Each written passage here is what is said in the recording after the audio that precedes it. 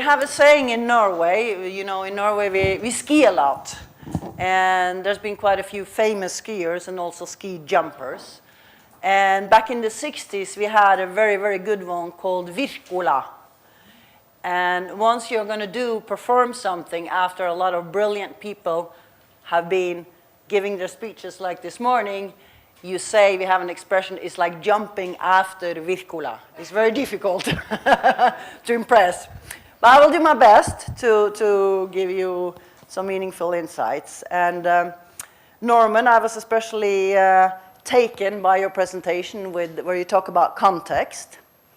So I'm hoping that I can tell some stories that gives meaning, that can affect your beliefs a little bit, so that you can find new purpose and affect your values, so you can make different choices when it comes to sustainability. So, let's start. Okay, you start that. I don't know if any of you is familiar with Herman Dyblie, but he's the father of a concept called Ecological Economics. And he has coined the term a full world. And a full world means that we're starting to strain on all the resources of the world in our activities and business activities. And what he's saying is that the developing economy that we have today does no longer serve us. So that's what we're going to look into, because the biosphere cannot support our current activity in the long run. And we have operated by this model, what we call the linear business model or value chain, that is very much the take, make, waste. And this causes us a lot of problem when we're starting pushing against the limits of the capacity of the planet. I don't know, any of you familiar with the term overshoot or overshoot day? It's the day in the year where we have consumed everything that the planet is able to regenerate for the next year. And for the last few years, the overshoot day has been sometime in August. So that means we're diminishing our resources year by year, also reducing the capacity to renew. And this is because of this model. Of this model. So material shortage, water shortage, pollution, climate change, waste, which also creates social problems and threats to peace, which is also part of instability in the world. Things become less predictable. Yeah, some examples of that. Destructive extraction in the beginning of the value chain. This is a picture from the tar sands in Alberta, Canada. Mining that causes large destruction of landscapes. Deforestation to either have cattle or grow something else, a monoculture of something. Palm oil is a very known example from Southeast Asia. Waste to landfills. At the other end of the value chain, we create loads and loads of waste. And this is just an example. 6,000 of the largest companies in the United States sent 342 million metric tons of waste in 1 year at the value of 1 million for every 8 metric tons, 1 million in revenue. And this picture is from Nairobi. It is called, let me see, I can find that here. It's called the Dandora slum of Nairobi, Kenya. So this is a scavenger sharing his space with a bird, a marabou stork, scavenging the landfill. Also, another problem is waste in the ocean. And for every human on the planet, there's tons of plastic waste. And the reason plastic waste is so problematic is it doesn't how do you say, it doesn't break down. It stays for years and years and years and years. And recent study shows that there is about 40 million tons of plastic floating around the oceans. And it has devastating consequences. 1 in 3 species have been entangled, and over 90% of bird stomachs that are open have plastic pieces in it, which is a lot. We have other pictures where we're hurting wildlife. Here you see an example of a bird. A turtle, when it was very small, got tangled in, you know, where you have a little seal. This is what the soup looks like at the worst places in the ocean. It's a plastic soup. So also it has business impact. This figure is, if you wonder what the numbers here are, it's an index. So at the start of the 1900, the Industrial Revolution helped us be more and more efficient. So the prices of all the materials that we use, the index of that went down. However, in the year 2000, it was a very sharp turning point where prices started really going up, and we didn't really gain much anymore. And a couple of examples for prices is rubber is up 260% since 2000, and metals is up 170% since 2000. So what are we going to do about it? Nature's way is constant growth, no waste. That'd be much better.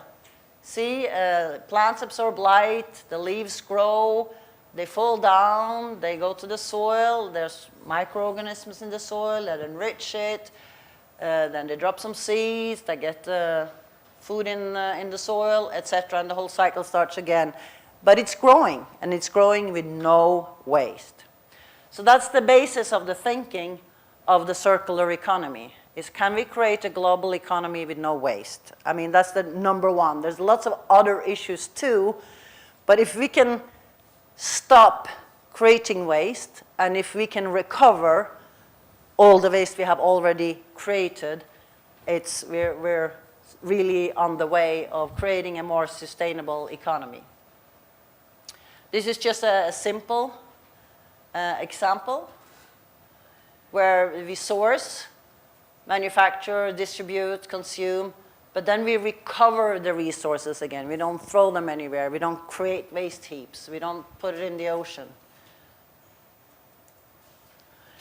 This is another model that explains some of the concepts a little bit more in detail. I'm not going to explain all of it. This is from World Economic Forum.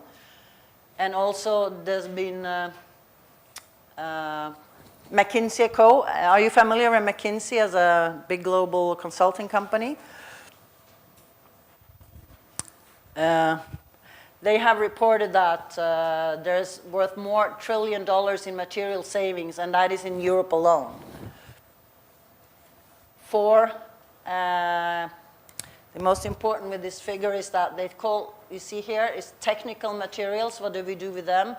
They call it's a technical loop, so we can recycle, we can refurbish and remanufacture, we can reuse and redistribute. Maintenance becomes more and more important. In the future, now with the 3D printers, it's conceivable that in the future we repair much more, but we print parts when we need them. Could be one example. And then we have the biological materials, which can be broken down in the end, or we can use biological processes, anaerobic digestion, to deal with some of our waste. And the purpose here is to avoid leakage. Leakage means that something goes to landfill, or there's an energy recovery burning. Okie dokie. So, what does it take to create such transformation? We talked a lot about today about mindset. What kind of mindset and awareness do we need?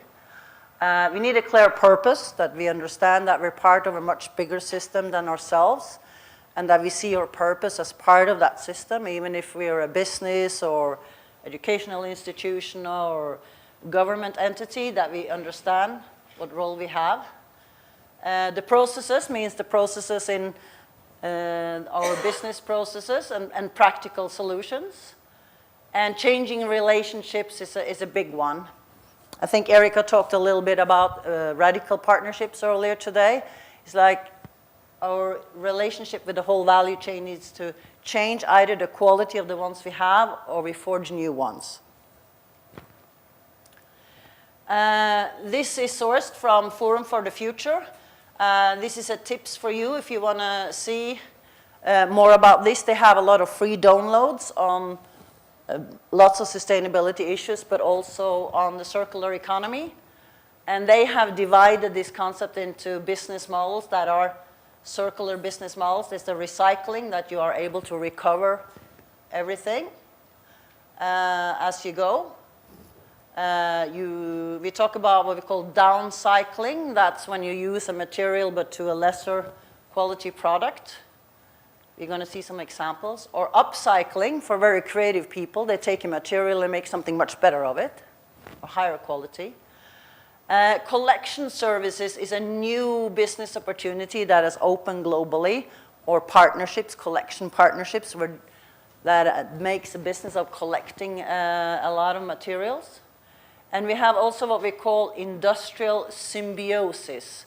And an industrial symbiosis is where a lot of industry has co-located, and an effort that what's waste in one company is used as a resource in another company.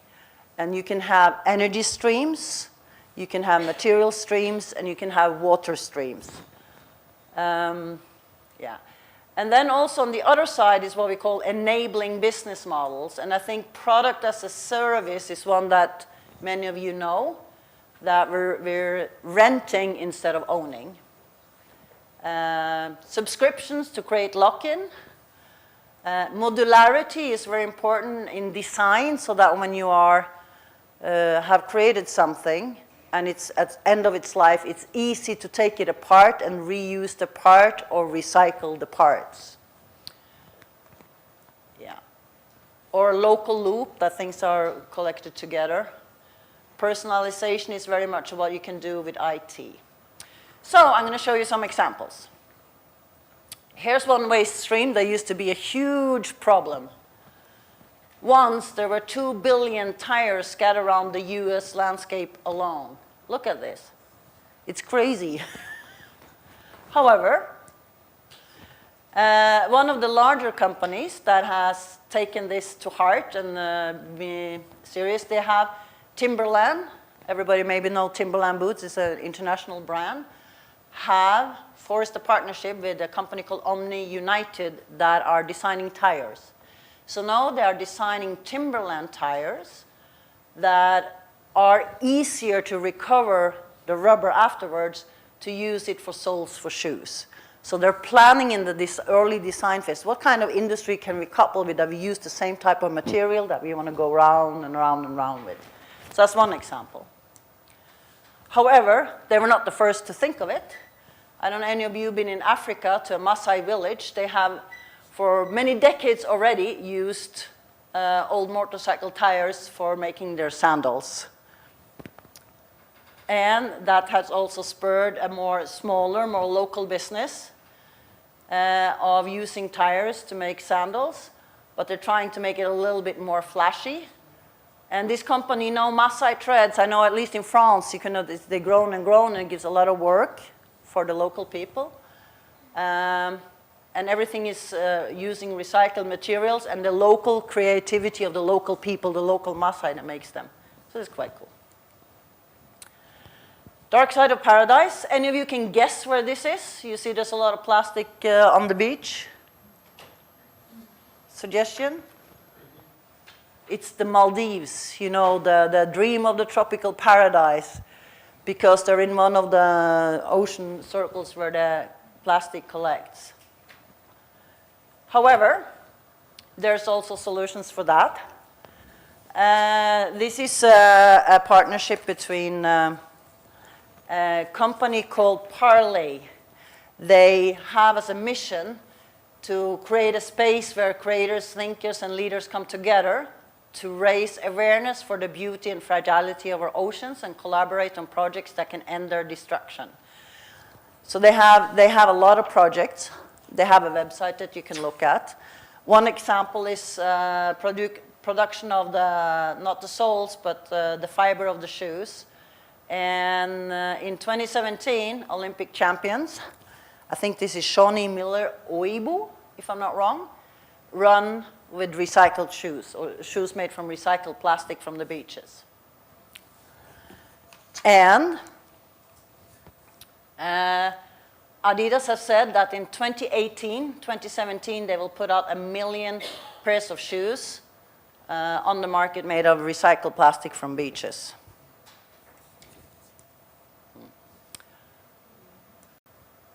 Another huge problem is food waste. Between 35 to 50% of all the food we produce is never eaten. And think about all the resources that goes into that. Yeah. However, there are also solutions for that. This is more of a tech solution. This is one, you can find it is called Too Good To Go. And this is where restaurants and cafes can sign up to be a member. And as a consumer, you can download an app, and you can buy the food that you know is going to be left over. So you want leftover food today, you pay it with your phone, and it's much cheaper. And people come and they collect half an hour before closing all the food that would otherwise go to the bin. And it's become very popular in Oslo, but you can find this in Denmark, UK, France, Germany, Switzerland, Netherlands, and then in Norway. So things are happening, and that's very positive. A very small actor in Oslo also, that 5 years ago, she figured out that Norwegians drink a lot of coffee. She started collecting all the coffee grounds on her bike. You say it's a cargo bike. And she makes soap of that. Very coarse soap, but good soap. But it's good, the chemicals in the coffee ground, and she mixes it with coconut oil, and olive oil is also there. Or you can use it as a basis for nutrients to grow mushrooms in your kitchen that you can eat. So these are two things she works with. So that's fun. Or you can upcycle, as we call it. Here's somebody being creative, making art out of old chopsticks that people have been eating of, so you can use them again. And of course, you can then complement that with the soap of the coffee ground. And here's an example on a city level, the city of Oslo. What do we do with our food waste? So 6 years ago, we started recycling all the food waste. So we go to the supermarket, we pick up green and blue bags. All the food waste go in the green bags. And then we put it in the same bin. Then it's sent to a sorting center, optic sorting, that kicks out all the green ones and the blue ones. It's sent to a facility. They use a biological process, anaerobic bacteria, to make biofuel for all our trash trucks and buses. And the rest of the residue of the material we use for fertilizer for organic growing. Okay, textile waste, that's the last waste stream. In Europe alone, only 25% is recycled. And in the United States, I don't know if you can read this, but at least 24 billion pounds goes to US landfills each year of textiles alone. And why is that so problematic? Here's an example of a solution, but if you see here, this little piece of clothing here uses 3,000 liters of water. So a company in Denmark called Viga offers subscription for a subscription fee. You get 20 pieces a month, and the textile waste is reduced by 70 to 80%. So that's the way they keep the baby clothes in circle for many babies. So you have a subscription, you get the clothes you need as the baby grow, and then you just give them back when the baby grows out of them. Here's a very cool company called Loop Top Works. That is, you see this is leather, but the material that is made in these products, and they try to make unique designs, this is an upcycling example, is from the old airplane seats of Southwest Airlines. And they're now also working with Alaskan Airlines to do the same things. And also another company that specializes in upcycling is a company called Thread, where this is collections in Haiti, on the beaches of Haiti, the plastic. So it creates work for local people. And what they make of the fiber in the end is materials that you can buy. This is denim. This is another type of material, but there's many of them. So this is the start. Dirt on the beaches or plastic on the beaches becomes nice materials that you can use. And they're also collaborating with Timberland to make the top of their shoes. So they use the rubber from Omni to the bottom, and they use the other plastic from Haiti with thread as an upper. Yes, and I really love this one. This is some of the people that works for Threads locally, and I think that every company should have an impact director that looks into the impact that the company can make positively. You know, how much have we recycled, how much social impact do we have on the positive side. This is the last slide. This is an example of industrial ecology. This is a place in Denmark. And you see, just to illustrate, all the blue ones are streams of water. The red ones are material, are energy, and the green ones are material. So you see here, there's a whole big group of companies together, and they keep sending things to each other. So it's a whole kind of symbiosis with many, many companies. Yes. So I have some questions I wanted to ask you, but first, I want to ask you if you have any questions for me.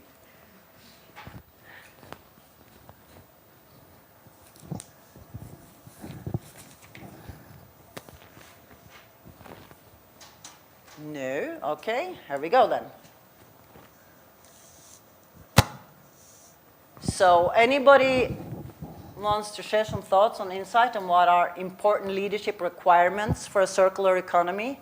You can reflect on the things that we did this morning and the exercise we did or other things. Anything stand out as important to you?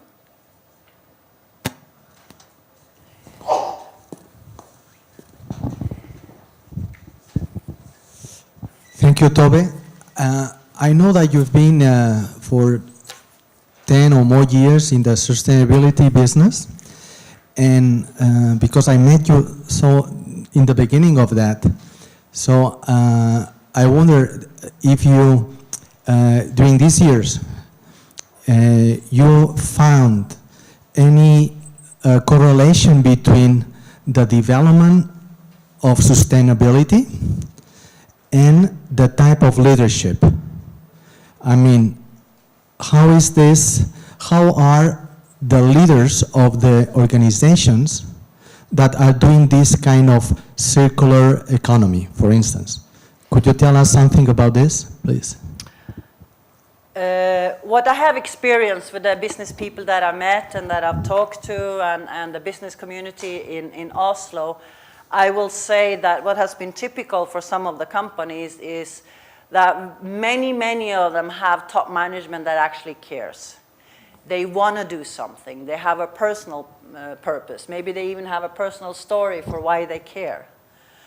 And their company, or the company they work for, has had a long tradition of having progressive strategies. You know, they want to be in front. They want to be leading their market space. They want to be the leaders in their industry.